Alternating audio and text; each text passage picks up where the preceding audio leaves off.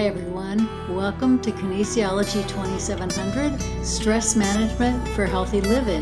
It is based on the work of Unstressed, a book about emotional health and healing by Dr. Elaine Doherty, a writer, speaker, professor, and blog writer for Psychology Today. This is Module 12, taking it to the next level.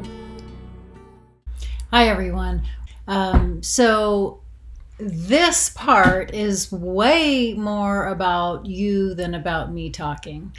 What we've done so far is we've talked about kind of the 4 R's of emotional health, what I call the 4 R's of emotional health. Recognizing when you're reactive, recognizing when you're out of balance. Remember, we talked about emotional disequilibrium is anything that throws you off emotional balance, and when you're off emotional balance, you can't operate from that grounded deep self that you know you are inside.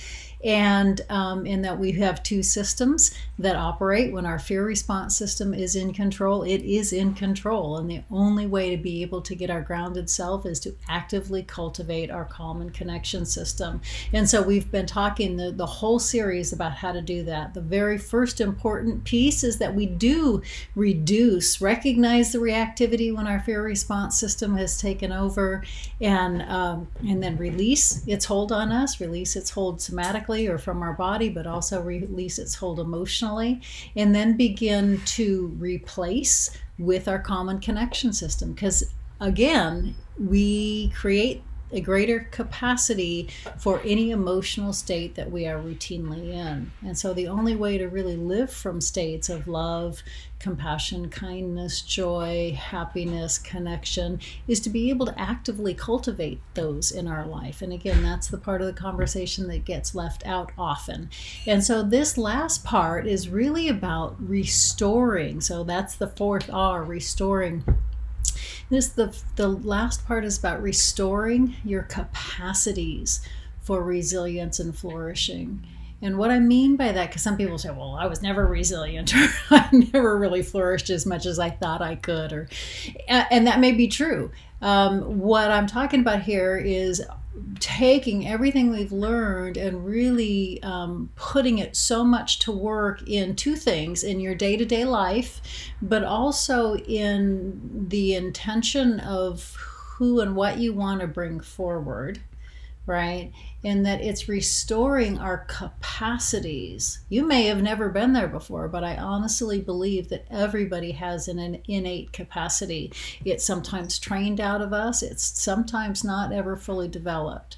But what the restoration part, the 4th R part of this, is about really restoring your capacities for resilience and flourishing. What is resilience? Resilience is the ability to bounce back.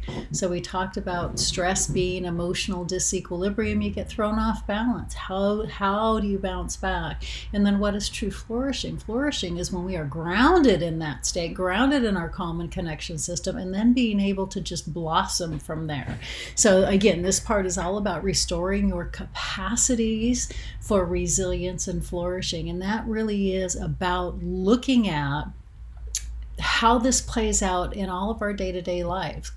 We've been talking about really specific ways of, how do you intentionally cultivate heartful emotion in your life? What does gratitude look like? What does true self-healing look like? What does true hope look like? And now we're going to talk about how we just kind of weave that in our day-to-day life, and then also how we really have a vision, a kind of deep and clear vision and intention about what we want to bring forward. And again, probably this is more appropriate for us right now. I mean, we've had everything kind of knocked off balance. Our whole lives have been knocked off balance. And we have the opportunity now. This is a huge opportunity. We have the opportunity now to really reflect deeply on what it is we want to bring forward.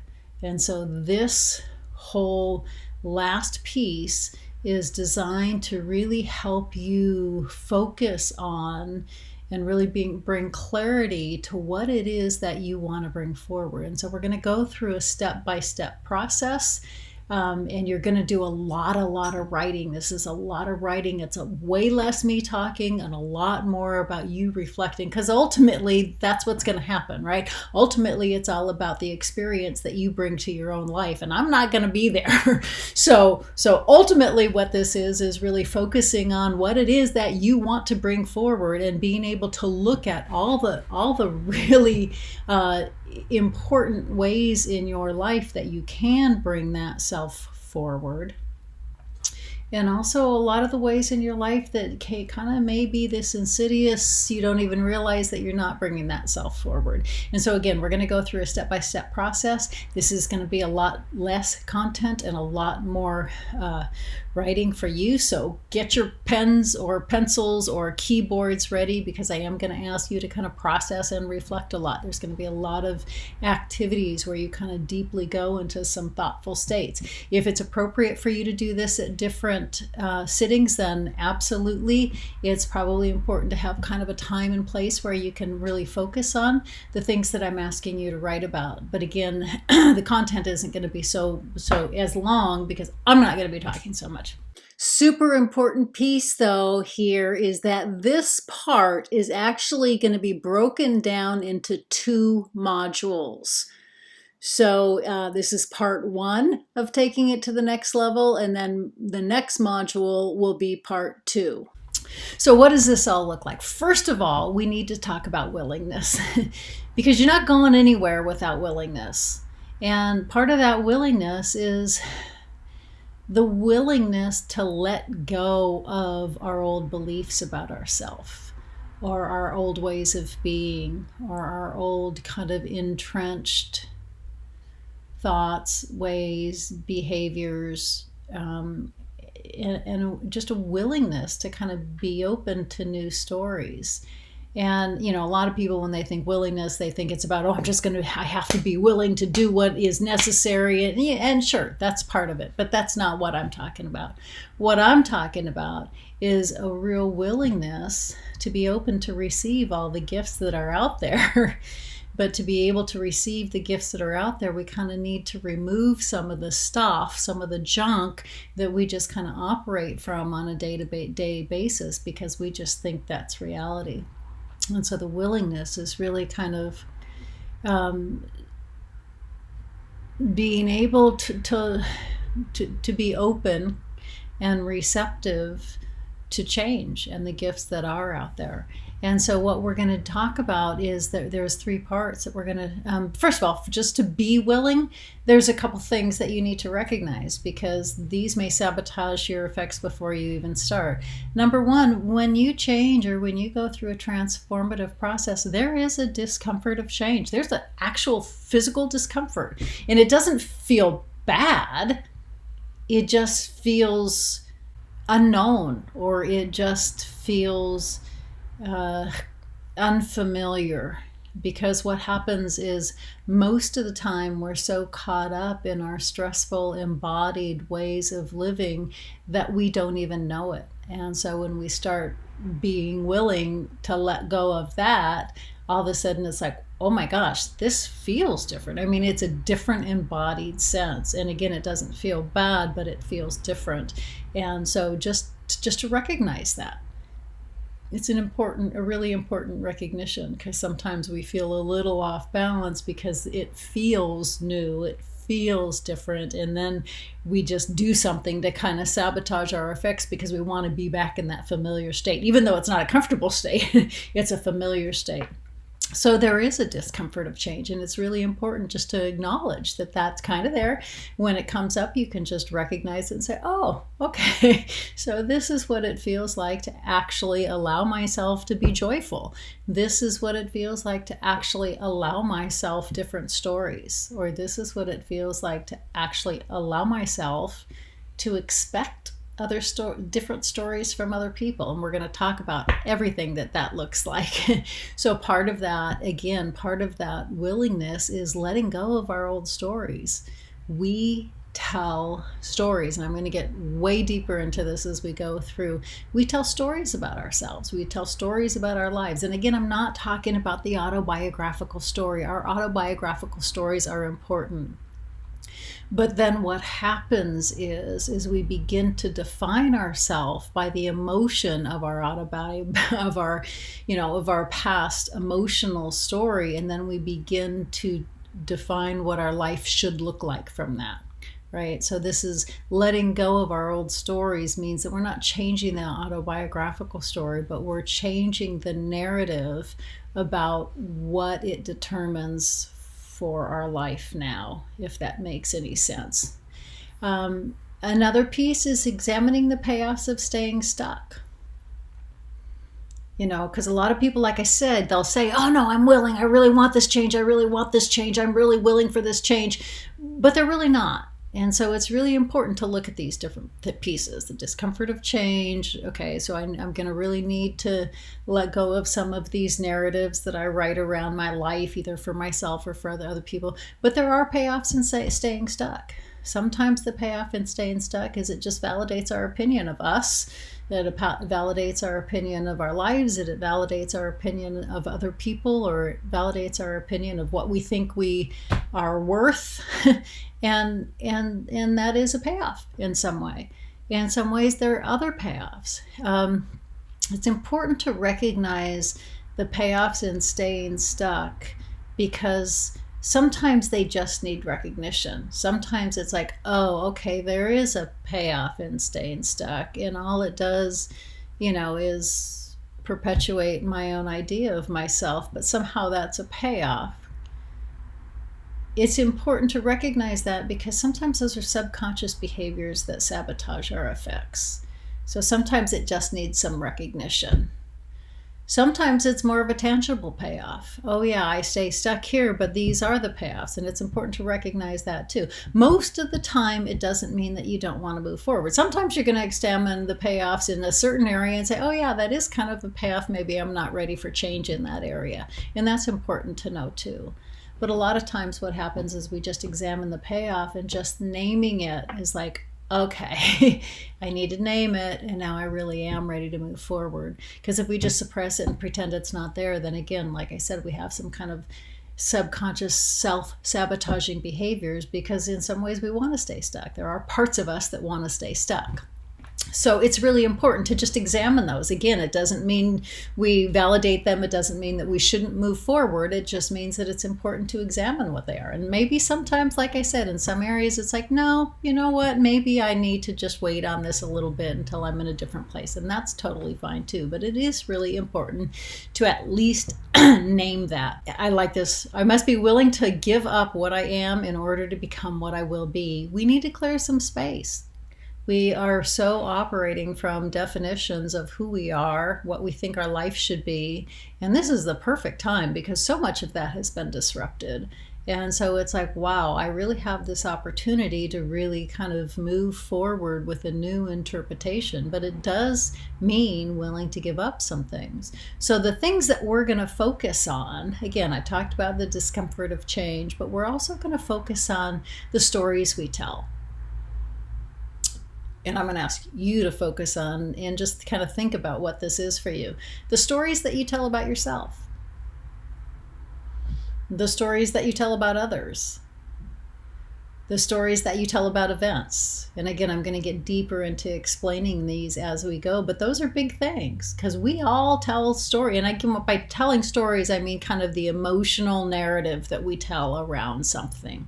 The problem is the emotional narrative that we tell around something often determines the outcome. We don't realize it, but in a lot of ways, our expectations determine the outcome. And so when we have certain narratives around things, around ourselves, around events, around other people, we subconsciously make that narrative come true, because that's the narrative that we're expecting. Most of the time, we will live up to our expectations. The problem is most of the time, those expectations are pretty low, or always around a specific narrative. Around the stories we tell are also the scripts we write. In other words, we just kind of write outcomes, or we write what we think's going to happen because of these narratives that we tell about ourselves, and we expect these certain outcomes, and those are the scripts we write. We write scripts for ourselves. We write scripts for other people. And a lot of the time, what we expect in other people is what shows up. regardless of what we expect, right? So what happens when we can expect the best? Sometimes the best shows up. So we're going to talk about the scripts that you write. We're going to talk about your time budget. You only have so many hours in a day. And again, every moment of every day you're transforming, whether you know it or not, whether you like it or not. So everything that you expose yourself to is either life generating or life degenerating. What do those things look like? What are you exposing yourself in terms of media? What are you exposing yourself in terms of conversations, in terms of just thoughts, toxic thoughts? So I'm going to ask you to examine those. And then next week, we're going to go into kind of a long, deep process about determining what your deepest values are. And I'm going to walk you through this process. Again, it is kind of a deep process, so be forewarned. That will get you into really thinking about what your deepest values are and what you want to bring forward into your life. And if I just asked you that, you might kind of on the surface write some cursory stuff, but I'm going to walk you through a process that's going to probably bring you to a much deeper level, and really looking at what your deepest values are for yourself. And then we're going to really solidify what a new you looks like. And by new you, I don't mean that we're invalidating anything that you are. What I'm talking about is right now we have this potential, and we have this potential of bringing forth a new self with intention, with all the things that we talked about now. What is it that you want to really bring forward into the world? What is it that you want to redefine about yourself, redefine about your life? And so we're going to get into some pretty deep places in that, and really kind of being very clear. Last session we did something called contrast versus clarity, or discerning clarity. I call it different things sometimes, but it was really about clarity about a specific event. What would it really look like if it were working? So this is now, what would you really look like? In other words, you and all the news stories that you're going to create. What would you look like in bringing this stuff forward and being really kind of clear? Because again, it's just like the last activity that we did. The more clarity that you can bring, the more likely you're going to see those opportunities to really become that thing. And so I'm going to have you do some writing about that. And then that leads into the very last guided meditation. And the very last guided meditation is really moving forward with a very intentional vision of who and what you want to bring into the world. Okay, so the first thing that we're going to do is the stories that you tell. Change your stories, change your life. I like that quote. Change your stories, change your life. And again, I'm not talking about the autobiographical stories, because a lot of people have been so formed by their autobiographical stories. It's like, I don't want to forget this. I'm not asking you to forget anything that you want to hang on to. What I am asking you to do is just discern for yourself what narratives you want to not have define your life anymore, which is very different, right? And so those are what I'm talking about as stories. The narratives that define our lives sometimes are really limiting. So what are the narratives that you tell about yourself that limit who you want to become?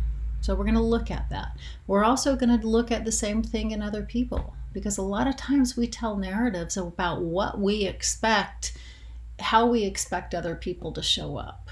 Oh, he's just, doesn't ever show up for me in this way. And you know what? Most of the time, what we expect shows up. And so there's sometimes, if we can change the narratives of what the stories that we tell about other people, then those get validated, right? Often what gets validated is what our expectations are going into whatever kind of relationship. And then also around events, we have what I call subjective interpretation, right? We can have an event and we can characterize it one way, or we can characterize it another way. And it could be, it's totally the same event, But what is it? What are the stories that we tell around events? Because the stories that we tell around events then can totally change a future outcome. So we're going to focus a lot on those. So first of all, we're going to go into the stories. Later, the last thing we're going to do is do a time budget and then kind of move forward with your deepest values and what it is that you want to bring to your life. But right now, we're going to be focusing on stories. So once you tell yourself an emotion-producing story, you cling to that emotion to validate the story, even if it's fiction. So a lot of times, again, we have our autobiographical stories that are absolutely true. We begin to tell narratives around the emotion around it. And the truth is it may be true or it may be not true, but what is true is that we're going to bring our beliefs into then the narratives that define who we are. So it's really important then to look at what are the stories that I'm telling and what is that narrative? Because when you look at, this is another quote I like, when you change the way you look at things, the things you look at change. And so a lot of times we can still carry that same autobiographical story, but the narrative that we construct around it can completely change. And the narrative that we construct around it, again, then can determine all the other things that we bring forward into intentionality of who we want to bring forward into our life. Change your stories, change your life. And again, I'm not talking autobiographical. In other words, I'm not talking about changing the things. A lot of us have been through trauma, and I'm not talking about changing the fact that you may have been through some difficult things in your life.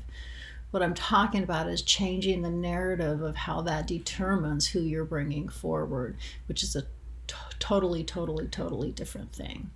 And so what I want you to do, the very first thing I want you to do, this is a first writing activity, is this. I want you to focus on the stories that you tell and the scripts that you write for yourself, or the stories you tell about yourself, the scripts that you write for yourself. What are some of the narratives or stories that you tell about yourself? What are some of the scripts that you write for yourself?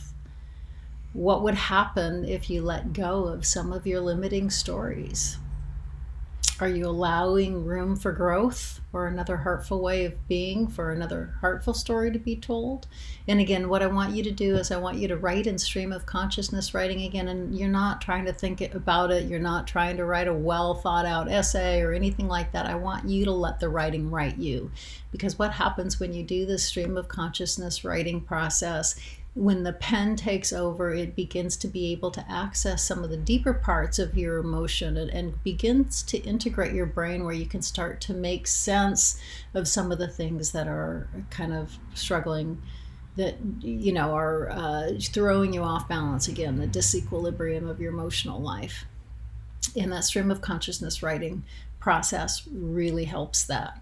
If you're caught up in the I got to do this, it just comes from a different part of your brain.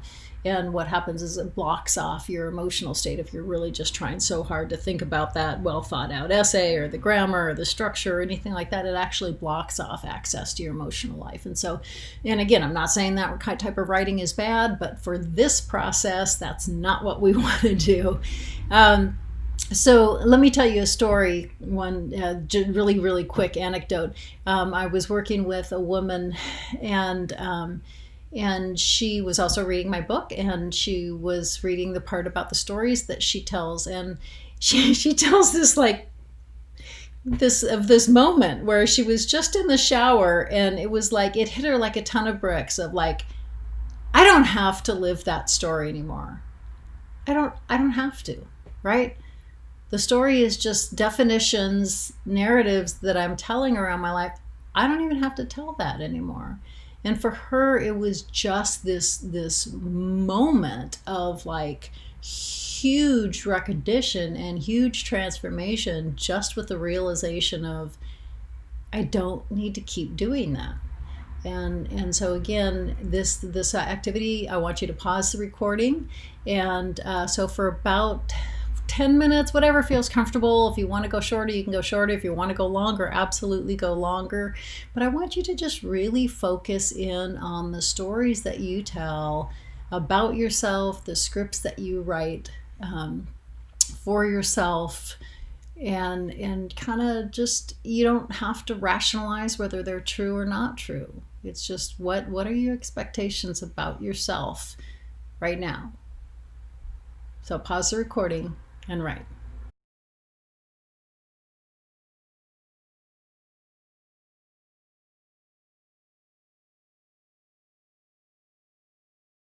So what are some of your stories?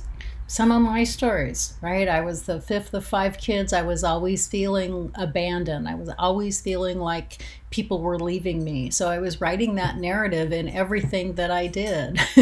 I was talking to somebody once, and I was kind of talking about the dynamics at my with my siblings growing up, and he looks at me and says, "What's your work life like?" And I thought, oh my God, I have molded my work life to completely model what my family life was, right? And there was just no reason to do that. And it was like, there was that, again, just kind of like the moment of recognition with this woman that I was working at when she was in the shower. It was like that moment of recognition of, oh my gosh, I don't need to keep living that story. That's a story I tell about myself. It's not even, it might have been founded in some things that when I was growing up, but it's certainly not a narrative I need to keep living over and over and over.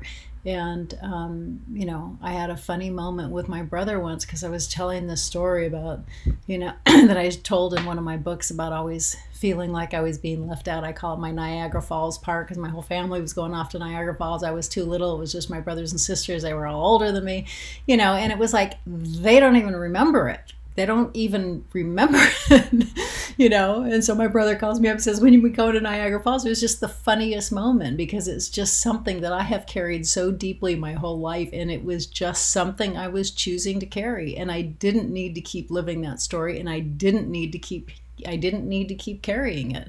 And, so that was just one of my stories.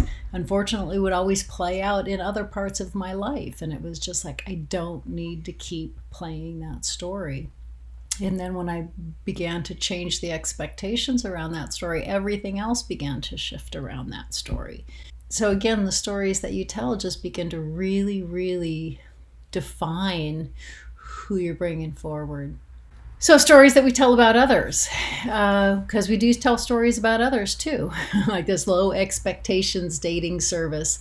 And I don't mean just low expectations about in another person as much as a lot of times we define people by some of the parts of them that show up rather than their deepest self.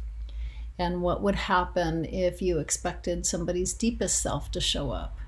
We don't usually expect that. Most of the time, we define somebody by the parts of them that we see, right? And then we expect those to show up. And we know, we feel, we know we have this really deep, grounded self somewhere deep in us. Well, other people do too. And how different would it be when somebody else showed up, we expected their deepest self to show up? Because again, what happens is because our expectations, there's so much going on subconsciously in your brain. If you expect something to show up in somebody, your whole face, your whole physiognomy, all of that stuff is reflecting that. And we have mirror neurons in our brain. Somebody sees that and they subconsciously pick that up of what you're expecting. So most of the time, what we expect to show up will show up. Just because our behavior in a lot of ways is kind of creating that. And so a lot of times, what are the stories that we tell about other people? We're always telling stories about, their external parts, about, the part of them that gets angry, or the part of them that, is offensive, or the part of them that behaves in a certain way because they're insecure about something else, or the parts that we've had issues with before. But when we really expect a grounded person to show up, I know that, when I expect somebody in a relationship with me, when I expect their deepest self to show up, they almost always do. When I expect one of their parts to show up, they almost always do. So again, what are the stories that you're telling about other people? And then again, what are the scripts that you're writing? Because a lot of times we write scripts for other people based on what we expect in their behavior. And most of the time, what we expect in their behavior is something about a part that we've been triggered by before. So, what are the stories that we're telling about other people? What are the scripts that we're writing for other people? So, again, this is another writing activity. The stories you tell and the scripts you write about others. So, what are some of the narratives or stories that you tell about other people? What are some of the scripts that you write for other people? What would happen if you let go of some of your limited stories? Are you allowing room for growth or another heartful story to be told? I have a friend that I work with that all the time, because of her own past, and she doesn't see that she's seeing through the lens, as we all see through the lens of our own past, and she has always felt like people are really criticizing her. And so every time she gets an email or every time she gets any kind of communication, it's always about, somebody's really, they don't like me, they're putting me down, they don't think I'm worth anything. And it immediately comes back with this combative stance. And we talk about it a lot. She's a very, very, very good friend of mine. And I can just see, because I'll get the same email.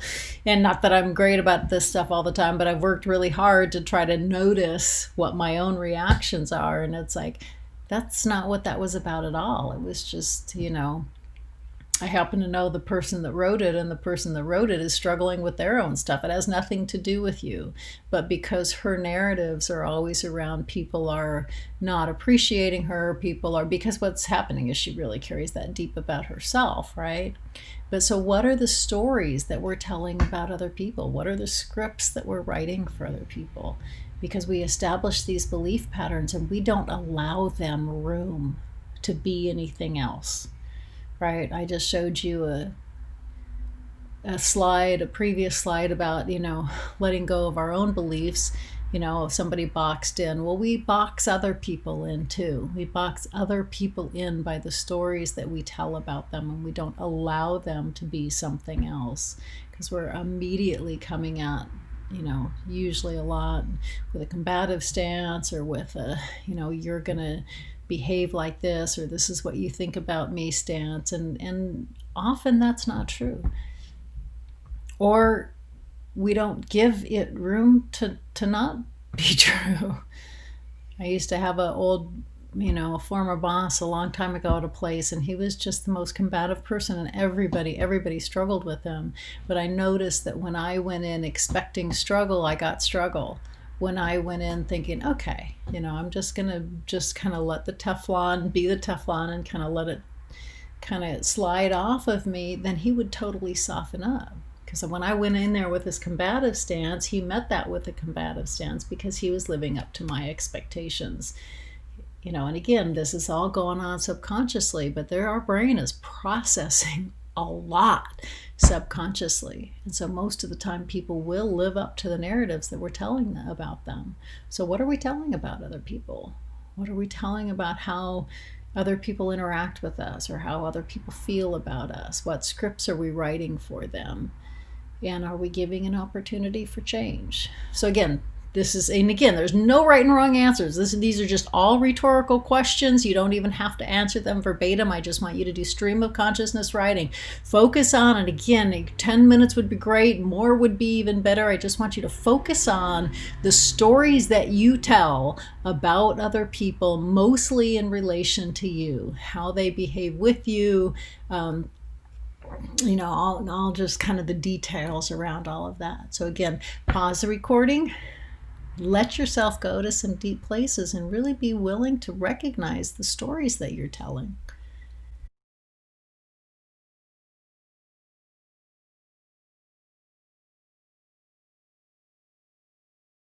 Okay, so hopefully you're having some time to be able to reflect on the stories, again, that we tell about ourselves, the stories that we tell about others, and really kind of processing that those stories are just stories, right? We can wake up tomorrow and be different, and those stories get perpetuated because we perpetuate them. And it's important to just kind of focus and think about those. So now what about events? Because a lot of times we bring our own perception to events. So let me tell you about a story. And again, this is just one time that it really worked out for me, because it would have been really, or could have been catastrophic if it didn't. And so this is what I call subjective interpretation. And it's really about how we interpret the events going on around us, and then how we behave in that moment because of how we're interpreting can totally define the moment. So we're going on, my kids and I, we used to love to go on road trips, and this is when I was a single mom, and we were getting ready to go on a road trip, and everything that could go wrong was going wrong.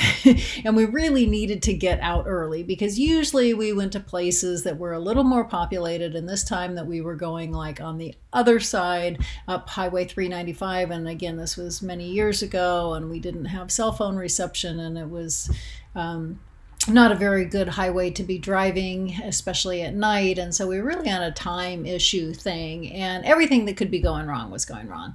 And one of the things that always helped me drive and stay alert and really be able to kind of engage in the drive in an alert and awake way was to have music. And so I spent a lot of time figuring a whole playlist for us and our whole trip up, because it was going to be a long drive. And it was probably going to be about, 10, 11 hour drive. And we were going to try to stop and stay at a place on the way up. And so we got going, and I was playing from an iPod, and the iPod that I was playing from broke. So now we had no music, which was a big deal for me. I might know that might not sound like a big deal to other people, but it was a big deal to me, because it was going to be night and my kids were going to be asleep, and we were going to be in a place that didn't get any kind of good radio reception. And so the thing that I most relied on to keep my energy up was gone. And and we got a flat tire, and we saw a big accident on the side of the road, and we got out a couple hours later than we thought we were going to be. And so we're on the other side, like I said, on the other side of the Sierras. We're driving up Highway 395. We're way out in the boonies, out of nowhere, and it just begins to storm like crazy. And it was a pretty harrowing experience. And one of my children suffered from a lot of anxiety at that point in his life. And I knew it was really important to keep him in a stable place. And I also knew it was really important to keep myself in a stable place, because I knew enough about this stuff at that point in my life. It wasn't, it was a while ago, but it was still when I was beginning to learn all this stuff. So I knew enough to know that if I got really upset, it was just going to balloon and snowball into a situation that wasn't going to be very good or safe for any of us, because I knew that if I got stressed out, then I would be worried, and I would be reacting under stress, and I wouldn't be driving in safe circumstances. And so I was really intentional about how am I going to change the emotional nature about this situation. And again, since we didn't have music, what I started to do is involve my kids in it. And so we started looking at all the things that had happened in a humorous light, and just kind of start making jokes about it. And then that kind of led into all the jokes, and we started laughing, and then we started trying to find out all the things that we could be grateful for along the way. And at one point my windshield wipers broke, and I actually fixed my windshield wipers with a spoon. I don't know how I did it, but some spoon that I found in the trunk. And I would have never been able to figure out that had I been all stressed out. I would have been crying and upset. And so we began to laugh about that. And then it was like, okay, the music's broken, so what can we do? So we started it. Now, mind you, it was August, but the only thing that we could think about singing was Christmas carols, because those were the only kind of songs that we all knew the words to. And so we started trying to sing every Christmas carol as as loud as we could all night long driving down the highway. And again, it's a much longer story, but to this day, it's one of the greatest memories that my kids have of being on a road trip. And it could have been horrific. It could have been a horrible situation. It could have been a very, very dangerous situation. But just changing the narrative about what was going on, changing the interpretation of the event during the event, completely changed the event. And so a lot of times we do that. And a lot of times we bring it to the event afterwards, or we always bring our interpretations to events. So what I want you to do now, this next writing, is I just want you to focus on some events in your life. And they don't have to be like specific events. They could be like representative events. How do I usually interpret this? And again, there are no right and wrong answers. This isn't asking you to go to places of blaming yourself or shaming yourself in any way. It's just an invitation to kind of look at some of the narratives that we tell around the things that go on in our life, and if there's room for a different narrative. Good question. So what I want you to do is, again, I want you to pause the recording, and I want you to focus on some of the stories that you tell and the scripts that you write about specific events. What are the narratives or stories that you tell about the events? What are the scripts that you write for the outcome of these events? What would happen if you let go of some of your limiting stories? Are you allowing room for growth, for a different story to be told? And again, these are all rhetorical questions. They're not meant to be asked verbatim, but I just kind of want you to focus in, again, at least 10 minutes, maybe more if you're called to do so.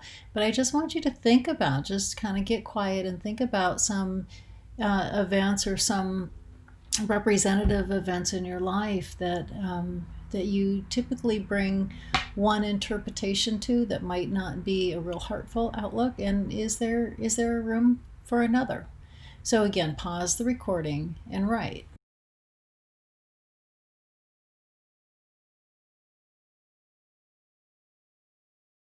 So this next piece is examining your time budget and your energy deposits. And what do I mean by that? So we only have 24 hours in a day, and however many minutes are in those 24 hours a day, right? And so when we bring this back to the idea that we are systems of adaptation, and every moment of every day we are transforming, and we're transforming to our experience. So what are we filling that experience with? I mean, a lot of times we don't think this. We might think something doesn't make us feel good, but when you really think, every moment of every day you're carrying a physiological imprint of that moment, and it just increases the capacity for more of the same. Pause for a minute and think about how you are spending your time. What is the impact of media in your life? All kinds of media, right? The things that you watch, the movies that you watch, the news that you watch. And again, I'm not saying it's good or bad, and I'm really not asking you to bring a judgmental voice to it. What I'm asking you to do is just look at what's healthy for me. There's some things that I know that aren't healthy for me to watch, and so I need to opt out. And I know that other people are fine with them. It's just I know that it's not healthy for me. Or conversations. What are the conversations that you have? What are the people that you're exposed to? Now, sometimes we have a choice of who we are exposed to. If we're exposed to somebody that's really toxic to us, how are we protecting ourselves? Sometimes we don't have a choice, but then how do we protect ourselves in the process? So I want you to examine all these different things in your life. What your environment? How does your environment make you feel? Either your immediate environment or getting out in nature or things like that. I want you to really kind of think about all of the things, just moment by moment, what you're exposed to during your day, and whether you think those are kind of leading to life generation or to life degeneration. And again, it's not about being perfect all the time, but it is about trying to draw a balance or find a balance about the things that are healthy for you. And when you put them in the context of every moment of every day I'm transforming, it kind of gives you a different value placed on what that moment is comprised of. And so the second piece of then again is just kind of how the second question, I guess, would be how can you put in more moments of life generation? And again, it doesn't have to be big things. In the world of neuroscience, little shifts add up. So, what are maybe some big ways or little ways that you can actually comprise more of your time and more of your energy with things that lead to life generation for you as opposed to lead to life degeneration for you? So, again, what I'd like you to do is just pause the recording and write.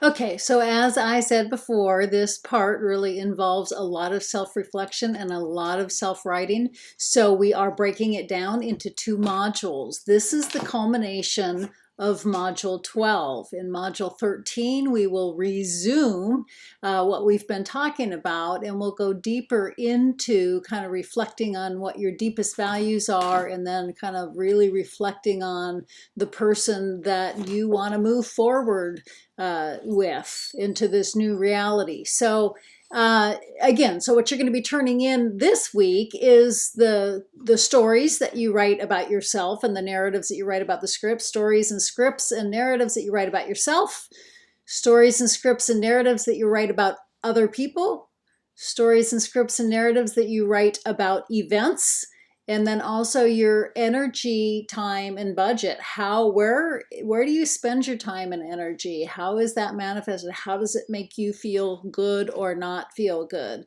So again, those are going to be 4 different parts. You're going to combine it all in one document. It's going to be longer than the regular 1 page. But I just want you to write how you're called to write. It should be about 10 minutes on each part, and clearly label each part and then submit that under your exercise and reflection for this week. The practice for this week will be any sustained practice of your choice, and then next week we're going to go into the Heart for a New You.